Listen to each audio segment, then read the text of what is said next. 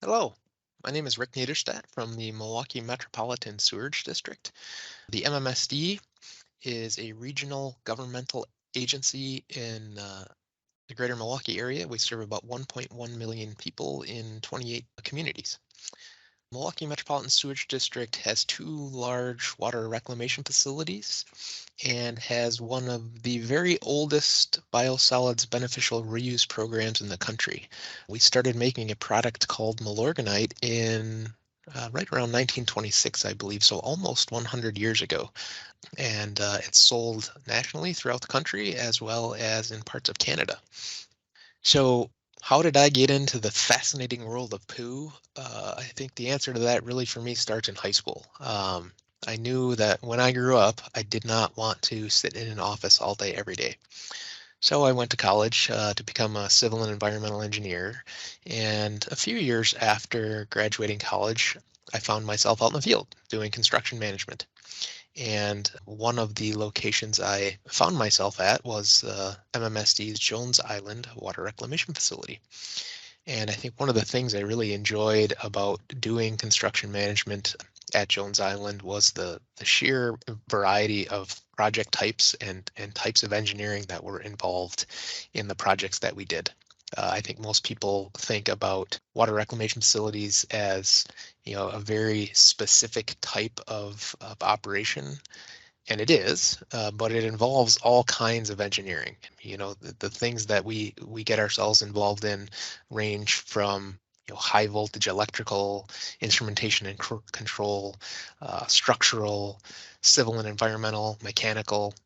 In the case of our Milorganite production, even industrial engineering. I like to call our Milorganite manufacturing facility, which is the dewatering and drying building, like Chutes and Ladders, right? As a kid, you maybe played the game Chutes and Ladders, but that building itself is very much similar um, to a grown-up's version of that, right? There's all kinds of bucket elevators and screw conveyors and chutes and a variety of equipment that's really just moving product around the building through for the manufacturing process.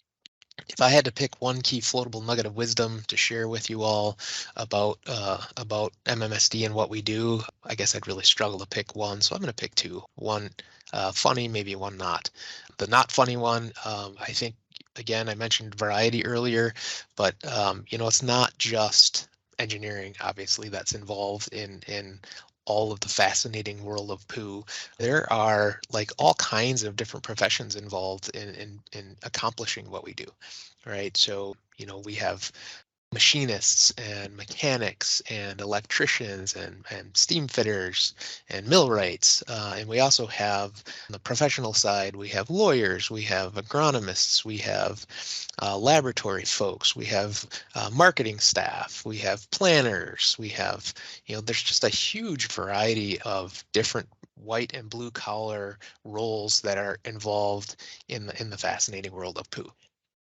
So the other floatable nugget of wisdom that I would share with you about the Milwaukee Metropolitan Sewerage District is, we don't just beneficially reuse human poo and human waste. We really beneficially reuse poo from your pets too. One of the interesting things that we do is we own and operate a landfill gas pipeline.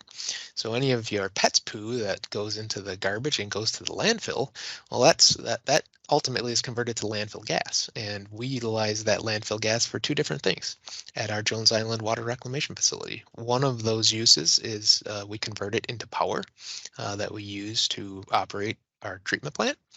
And the other use is we can use that landfill gas as a heat source to dry the biosolids that are turned into Milorganite. So, in the water reclamation process, right, there's all kinds of microorganisms that eat human waste, and all of the waste that's coming into our reclamation facility, we use the landfill gas to dry those biosolids and convert it into Milorganite.